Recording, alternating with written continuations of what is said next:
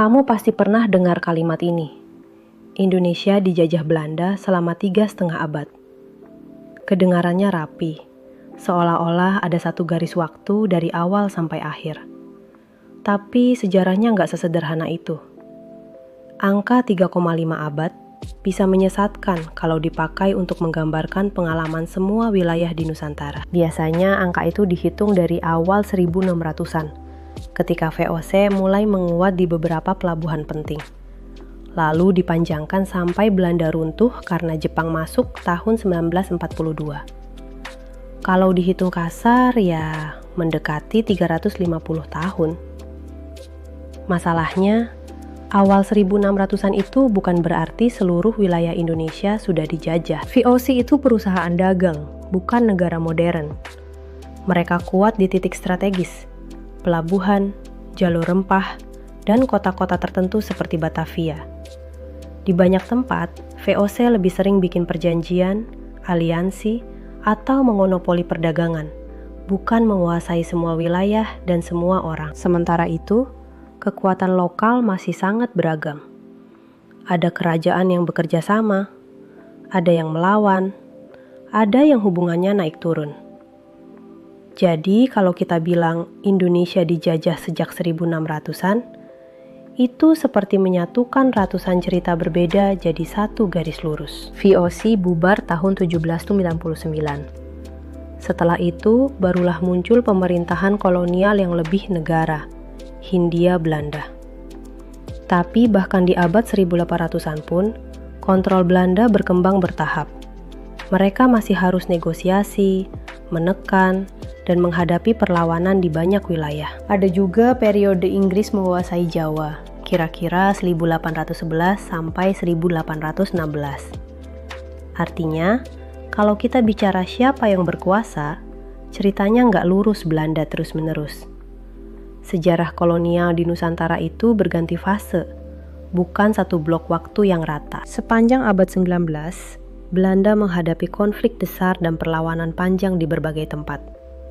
Ini penting, karena menunjukkan kontrol kolonial itu terus diperebutkan. Di satu wilayah, Belanda bisa sangat kuat. Di wilayah lain, mereka baru benar-benar mengikat kekuasaan jauh belakangan. Bahkan batas-batas Hindia Belanda yang mirip Indonesia sekarang itu terbentuknya bertahap, terutama akhir 1800-an sampai awal 1900-an. Jadi, pengalaman dijajah di satu daerah bisa sangat lama, tapi di daerah lain jauh lebih singkat.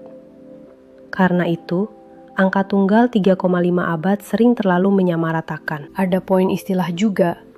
Indonesia sebagai negara baru diproklamasikan 1945.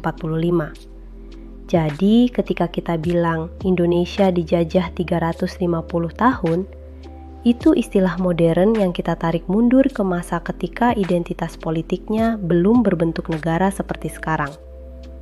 Yang lebih pas, wilayah-wilayah di Nusantara mengalami kolonialisme dalam fase dan durasi yang berbeda. Tahun 1942, Jepang menduduki Hindia Belanda. Pendudukannya cuma sekitar 3,5 tahun, tapi dampaknya besar. Setelah proklamasi 1945, masih ada periode revolusi sampai pengakuan kedaulatan 1949. Jadi kalau ngomong lama dijajah, sebenarnya ada beberapa fase kekuasaan yang berbeda-beda. Jadi versi yang lebih akurat kira-kira begini. Pengaruh dan ekspansi kolonial Belanda di Nusantara berlangsung sekitar 350 tahun. Tapi penjajahan langsung dan kontrol efektif itu beda-beda tergantung wilayah dan periode. Ada yang lama, ada yang jauh lebih singkat. Dan ada juga masa ketika kekuasaannya digantikan pihak lain. Jadi, angka 3,5 abad bukan sepenuhnya bohong. Tapi sering dipakai terlalu sederhana. Kalau ada yang nanya, kamu bisa jawab. Tergantung wilayah dan periodenya. Belanda menguasai Nusantara bertahap, tidak serentak. Sejarah jadi lebih adil kalau kita dengar detailnya.